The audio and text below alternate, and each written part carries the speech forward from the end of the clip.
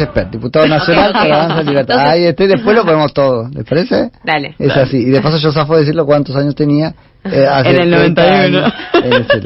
José Luis Nico Yacoy, acá en El Exprimidor, el programa de Ari Paluch en FM Concepto. Hola. ¿Qué tal, buen día? Le cortaste la inspiración a la chica con el corte. Pero es que tenía ahí, digo, ¿y ahora qué hago? Tengo dos grandes con los que lidiar. Pasar a signos, a escuchar a Esper de economía, más aburrido que chupar un clavo. Bueno, pero vos le vas a poner, yo sé que vos le vas a poner. Vos te divertiste ayer, ¿o no? Nada más que divertirme. Yo soy un tipo que siempre dice las cosas por su nombre y ante quien sea. Para mí fue muy placentero decirle en la cara a toda la corpo política, porque estaban toda la corpo, que paren la mano con esto de desconocer que detrás de los impuestos que paga la gente hay gente, no hay extraterrestre. Entonces el gasto público algún día tiene que bajar o no crecer tanto, porque si no vamos a ir a otra crisis. Mis dos advertencias fueron esas. El nivel de endeudamiento, la velocidad a la cual este gobierno nos está llevando es altamente peligroso y mayor, incluso eso asegura colisión en algunos años. La otra cosa que planteé con toda claridad es: viejo, hace 60 años que ni uno, se habla del 2003, el único año del 2003, o sea, 59 de 60, el Estado gastando más de lo que recauda con déficit fiscal, a pesar de que la gente ya no da más de pagar impuestos. Entonces, ¿hasta cuándo vamos a seguir con esto de que el tamaño del Estado no se toca? No, al revés, hay que empezar a dar vuelta por completo las cosas. Lo que acá no puede subir más es la presión impositiva, porque la gente no da más de pagar impuestos, y lo que hay que hacer sí o sí es achicar el tamaño del Estado. Ahora, José Luis, vos venís diciendo esto en la campaña, no es una cosa nueva. Ahora sí es nuevo que lo digas ahí en el centro de lo que vos lo llamás, y no voy a buscar una diferencia con otros de la casa, vos decís la corpo política. Bueno, ¿cómo reacciona la corpo política ante eso? Y en todo caso, ¿qué interpretación haces vos? O sea, ¿realmente no lo toman en cuenta? ¿No entienden que esto sea importante? ¿Están jugando otro partido? ¿Los tenés ahí cara a cara? Están jugando otro partido. La verdad, debo decir que los demás diputados, y estaba llena la Comisión de Presupuesto y Hacienda, fueron muy respetuosos de un discurso que era muy contrario a sus intereses, pero yo creo que están jugando otro partido. Ellos no, incluso hasta pensando con buena fe, digamos, ¿no? Habrá chorro seguro, pero ellos creen que están desconectados de la realidad en algún lugar. Ellos no ven al ciudadano como un pobre tipo, un laburante que cada vez que paga impuestos deja de hacer cosas para entregárselos a ellos, el fruto de su trabajo. No lo ven así. No. Tenés que venir muy del sector privado como nosotros para saber que el impuesto es algo que realmente la paciencia, por no decir otra cosa. Cuando vos tenés gente que vive hace décadas de la política y te olvidás de lo que es ganarte el pan. Te olvidás de lo que es ganarte el pan. Te olvidás. Por eso es extraordinario que haya gente como nosotros, que al venir del sector privado, seguís diciendo lo mismo que decías en el llano ahí adentro. Flaco, la gente que paga impuestos no son extraterrestres, es gente que deja de hacer cosas para pagar impuestos. Por lo tanto, los impuestos hay que cuidarlos como oro en que se gastan, no este festival de Papá Noel en el cual se ha transformado la política. Planes sociales. Ahora, José Luis, esto no tiene nada que ver con el refrito de frases hechas en que consiste el relato y la ideología de quienes vos tenés enfrente. Ahora, albergás entonces una secreta esperanza de que algo de pedagogía puedas hacer cuando les digas esto, ¿no? Sí, claro. Obviamente, el día que se trate este presupuesto que se discutió ayer en la Comisión de Presupuesto y Hacienda, en el plenario de lo que es la Cámara, voy a volver a decir lo mismo, donde ahí va a haber mucha más exposición todavía, pero voy a decir exactamente lo mismo. Flaco, ¿de dónde salieron ustedes? ¿Qué se creen? ¿Que la gente que está afuera laburando son extraterrestres, que los revientan impuestos como si no registrara, que los revientan impuestos? ¿Por qué te cree que tenés la economía un tercio en negro? Pues la gente trata de salirse del corralito en el cual la han metido, obviamente. Es una cuestión de supervivencia. Si alguno de ellos alguna vez te dicen, pero si no se quejan, o no se quejan tanto, avisanos para quejarnos más. Pero digo, eso puede estar, ¿no es cierto? También. Uno es que no nos entienden, y la otra es que no nos temen. No hay duda. No tengo duda que parte es así, no tengo duda, porque acá hace falta dos para bailar el tango. Claro. Estamos afortunadamente hace 40 años en democracia, y tenemos que hacernos cargo de lo que votamos también, ¿viste? Estamos votando de una manera por lo menos un poco inadecuada, porque cada uno que votamos nos lleva a alguna crisis. Sí. En los últimos 40 años, todos los planes económicos que hemos tenido en democracia, todos terminaron en crisis, pero no un poquito de inflación, no. El primer plan con el cual arrancó la democracia, el plan austral, terminó en la hiperinflación. El segundo en la peor crisis de toda la historia. El tercero, el de los Kirchner, terminó en crisis, por eso vino Macri. El de Macri también terminó en crisis, por eso volvió el kirchnerismo. Y esta gente con la deuda está acelerando a una velocidad que a mí me da terror directamente lo que va a pasar.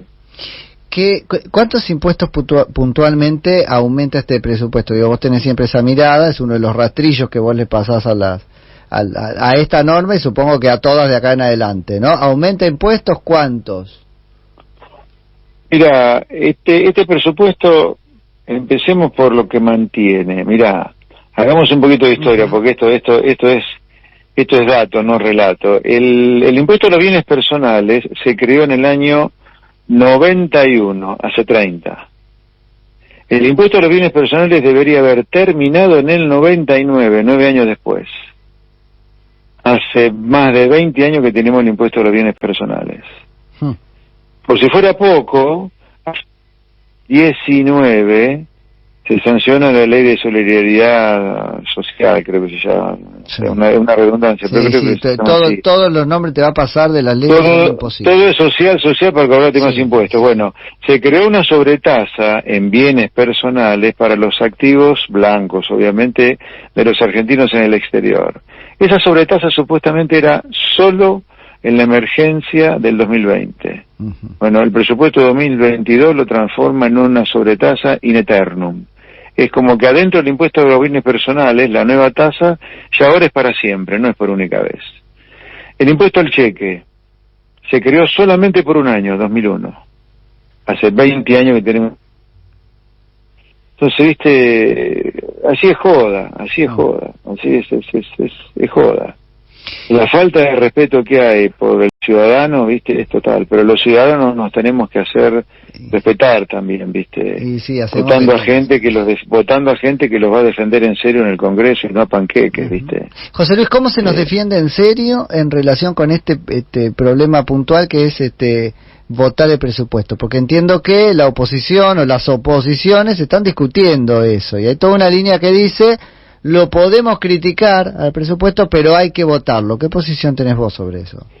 No, yo creo que no hay que votarlo. Esto de que se vota en general y se critica en particular es unas mentiras. Si vos lo aprobás en general, chao, aprobaste el presupuesto. ¿No? Este presupuesto es inaprobable por infinidad de razones. Vamos a lo que se ha discutido mucho últimamente, pero ya es medio verdad de perogrullo. Tiene supuestos ridículos, como que la inflación va a ser 33% cuando va a ser un tarifazo de la hostia el año que viene. O sea, la inflación piso el año que viene, que hay que meter al presupuesto, es 50 o 60%. El dólar 131 con 60% de inflación, olvídate, salvo que esté dispuesto a generar un atraso cambiario de aquello.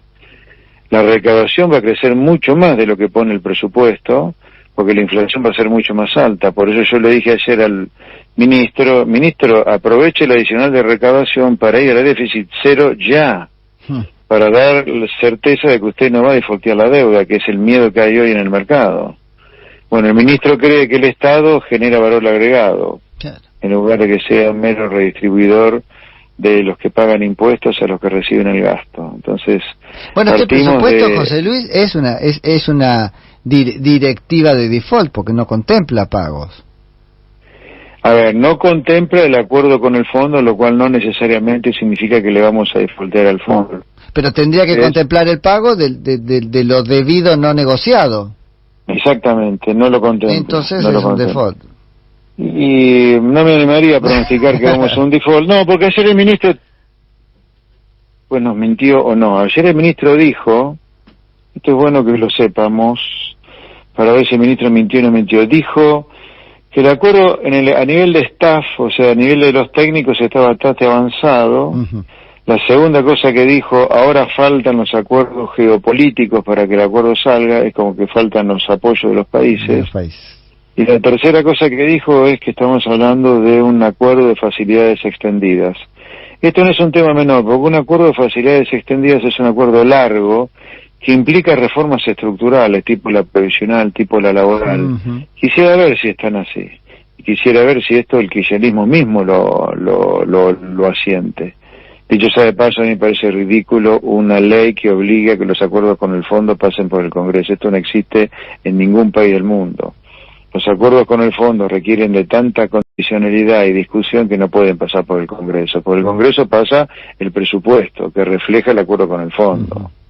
Bueno, con lo cual acá hay un tema de huevo y la gallina que está al revés, porque entonces el presupuesto debió ser posterior al acuerdo. Pero por supuesto, o por lo menos discutirlo en simultáneo, pero esto de que, a ver, la ley que transformó en obligatorio que los acuerdos con el fondo pasen por el Congreso es una ley demagógica. ¿Por qué? Porque los mismos caraduras que sancionan los presupuestos en el Congreso, con más gasto que ingresos o con más gasto que impuestos, o sea, con déficit, saben que el déficit es deuda, que a la larga la deuda termina en crisis, y cuando estás en crisis recurres al bombero del fondo. Por lo tanto, es absolutamente perverso que el acuerdo con el fondo, que es el salvavidas que todo el mundo pide cuando termina en crisis, también tenga que pasar por el acuerdo, por el Congreso, cuando por el Congreso pasó el déficit que generó la deuda, que generó la explosión, que generó el fondo. Absolutamente. Así que, José Luis, no le tenés miedo a esto de la oposición obstruccionista, digo, ¿no? Que la máquina de impedir, vos vas con un no votarlo, esto se rechaza. No, yo lo que respondo a lo que digan eso, miren, no me falten el respeto como diputado y como economista profesional, trayéndome un presupuesto que es un dibujo ridículo. Y digo, tráiganme algo serio y vamos a discutir sobre bases serias, no una cosa ridícula, no me falten el respeto. Hay otro argumento dando vueltas sobre el que me interesa escuchar tu posición, que es el de Martín Tetaz, por ejemplo, ¿no? que habría que aprobarlo, porque si no se lo aprueba, entonces el margen de discrecionalidad del gobierno en el manejo de los fondos públicos es mayor. Yo no estoy tan de acuerdo con eso, pero ¿cómo lo ves vos? No, lo que hay que hacer es impedir, así como en Estados Unidos, viste que en Estados Unidos ocurre lo que se llama el apagón, el shutdown. No te aprueban el presupuesto, no funciona el gobierno. ¿Qué es esto de gobernar por decreto con el presupuesto anterior? Algo vamos a pensar nosotros. Igual lo limita más el presupuesto anterior que el que quieren, porque si uno mira cosas como la inflación, por él es más realista la del presupuesto pasado que la que presentó ahora. Pero porque si el presupuesto pasado tenía 29... Pero con una corrección al 40 y cuánto después. Ahora vamos a estar cerca de 50 este año, 48, 47. Bueno, pero hubo correcciones legales a eso, tengo entendido. Entonces ahí llevan la... Claro, depende qué ley te prorroguen de hecho. Claro. No, a ver, el punto central acá es que es un presupuesto. Primero, que es ridículo por los números que tiene. Segundo, desconoce el ritmo de colisión al cual Argentina va con la velocidad a la cual nos estamos endeudando, a la velocidad del rayo nos estamos endeudando. Y tercero, desconoce que detrás de la gente que paga impuestos hay gente que labura, que deja de hacer, tratan como si fueran un trapo, ¿viste? El único ajuste de gasto público que hay en el presupuesto 2022 lo paga la gente con un tarifazo porque bajan los subsidios económicos. Es joda, ¿me entendés? Es joda. Que no pueden bajar sin bajar a su vez los impuestos, digamos. Ahí tenemos como ese tema. Obviamente. Che, José Luis, ¿en qué comisiones quedaste? O al final, ¿en qué quedó? ¿Y cómo respondes a esto de que no les daba el número para estar en comisiones? Y sí, somos un espacio chico que recién arranca. A Dios gracias, de 100.000 votos que sacamos en provincia en 2019, en 2 añitos se multiplicó por 7 el caudal de votos. Anda a buscar un espacio que crezca en 2 años por 7. Bueno, metimos 2 diputados, sí, no tenemos derecho a ser miembro de comisiones. Bueno, son las reglas de juego. Claro, porque usan el don, ¿no? Para eso. Sí, pero nosotros vamos a participar de todas las comisiones. Una cosa es no tener voto, otra cosa es no asistir a la comisión para dar tu opinión. Yo no tengo voto en la Comisión de Presupuesto de Hacienda, Pero mira vos cómo se escuchó las cosas que dije en el día de ayer, que han rebotado por todos lados. Así que la batalla cultural hay que darla en todos lados, te den votos o no te den votos. Ese argumento que ha dando vuelta o repregunta sobre que, bueno, y si se juntaban con Javier, ¿4 les alcanzaba o no entraban tampoco? No, yo creo que tampoco, bueno. Pero en cualquier caso, a mí te digo, no me interesa tanto ser miembro de una comisión, ¿sabes por qué? Porque hay un trabajo burocrático muy importante en cada comisión, que yo no quiero tener. Nosotros tenemos una plataforma electoral que implica estar en cerca de 12 comisiones, porque tenemos proyectos para la reforma laboral, reforma del Estado, reforma del régimen penal, reforma de la coparticipación, o sea, reforma educativa, reforma sanitaria. Tenemos infinidad de reformas. Yo prefiero estar trabajando en todo esto y después que se discuta en la Cámara. Sí, igualmente cuando tu proyecto se discute en la comisión, ahí el reglamento manda que te llamen para defenderlo, así que en ese caso en la comisión vas a estar. Y ahí lo perdimos a José Luis, pero no va a estar, se va a Rosario, se va a Rosario a dar una charla. Es una cosa así, o se fue a escuchar Soda. El mismo 30 años, los mismos 30 años hacía del impuesto que dijo a bienes personales que la efeméride que estábamos conversando. Déjalo ir, ya está, ¿o no? ¿Qué lo vas a recuperar para saludarlo? O que no los cortó y los saludamos. José Luis, ahí estás. Bueno, si las chicas siguen enojadas con que dejaste signos por mí. No. Sí, así que vamos a recuperar con eso. No, y 30 años, misma efeméride, ¿no es cierto? Claro. El gran recital de Soda con los bienes personales, una maravilla. Así que estaba todo planeado. Todo es circular, así que te despedimos y suena Soda. Che, muchísimas gracias, José Luis. Un placer, muy buen día, chicos. Saludos a los oyentes. Abrazo grande, José Luis Espert, diputado nacional por Avanza Libertad.